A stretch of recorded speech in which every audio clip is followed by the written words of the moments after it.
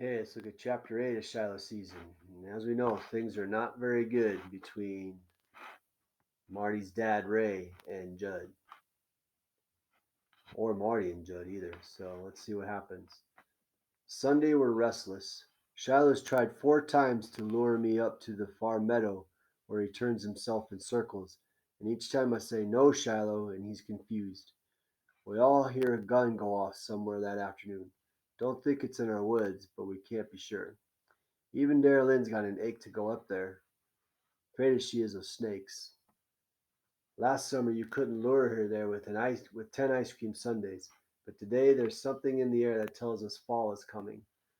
The wind will get cold, and the path to the meadow will be ice all the way up. If we don't go soon, we'll lose our chance. But we can't, and that's why we've got the jumps. It's just after Sunday supper, still light in the sky. Becky's getting cranky, and Dara Lynn's pestering me to play hide and seek with her. I'm hanging on the bag swing, listless like, twirling myself around and around and letting one toe of my sneaker drag the dirt. Ma and Dad are inside, listening to some man on TV who wants to be the next governor of West Virginia. Who we who we gonna play hide and seek with? I ask her. You hide and then I hide and then you hide. Where's the fun in that? Becky can play, Darylyn says. Yes, yells Becky. Let me play, Marty, and Shiloh can play. Shiloh hears his name and pads over, ready for something. He don't know what. Why wasn't I born into a family of 9 boys, I'm thinking. A baseball team. I think of my ma being one of 9 children and how they must never have lacked for something to do, someone to do it with. The swing keeps turning around, and when I face forward again, there's Dara Lynn and Becky and Shiloh all lined up looking at me with begging eyes. Okay, I say, I'm it. You two go hide. I lean my forehead against the rope as the swing goes on its lazy circle around and around. 5, 10, 15, 20, I say. Hide, Becky, I hear Darylyn screech. I get to 100 and still hear Becky running around up on the porch. Count to 200.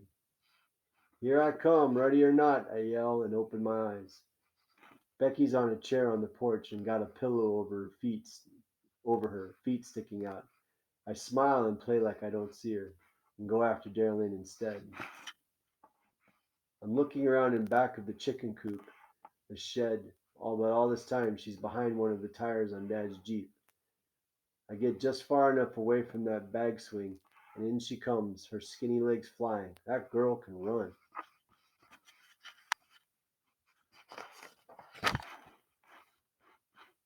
Free, she yells, pounding one hand on the bag swing. And Becky slides down off the porch chair, and I make like I'm trying to beat her to the swing. I let her pound her little hand on it. Free, she sings out. Okay, I got to be it again, I say, and drape one leg over the swing, circling around, my eyes closed. 5, 10, 15. Out of the corner of my eye, I can see Becky starting up the path to the far meadow. Don't you go up there, Becky, I call. She stops and turns around. I bury my head again and go on counting. Then Darylyn stubs her toe. Ma tells her not to go barefoot, and she's howling like she broke a leg. I get up off the swing again, and Becky's sitting down now on the path, and go see whether Darylyn's going to live or die. Ma comes to the door with her scolding look.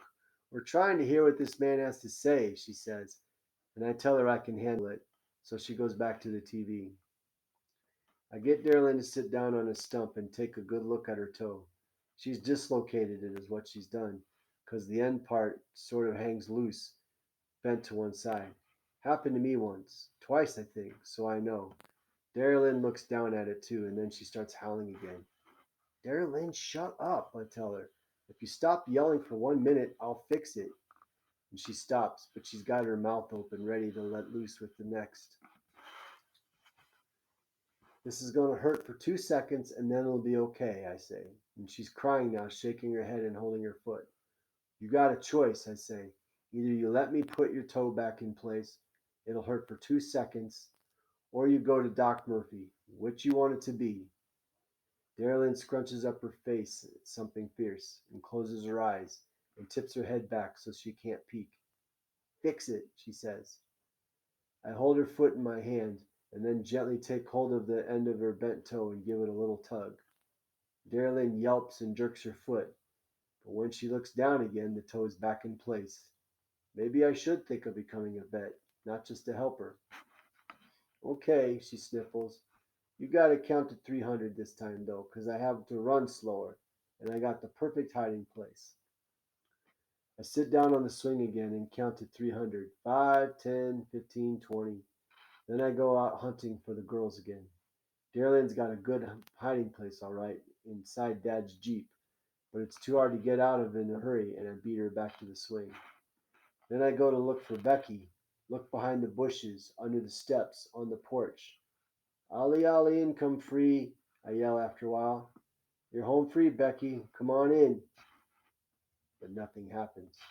Becky, I call. Darylyn joins the search, but Becky's gone. Oh my goodness. Now little Becky's missing? What happened? You don't think Judd had something to do with it, do you? No way. Well, we'll have to see in the next chapter what happens. But it's going to be scary.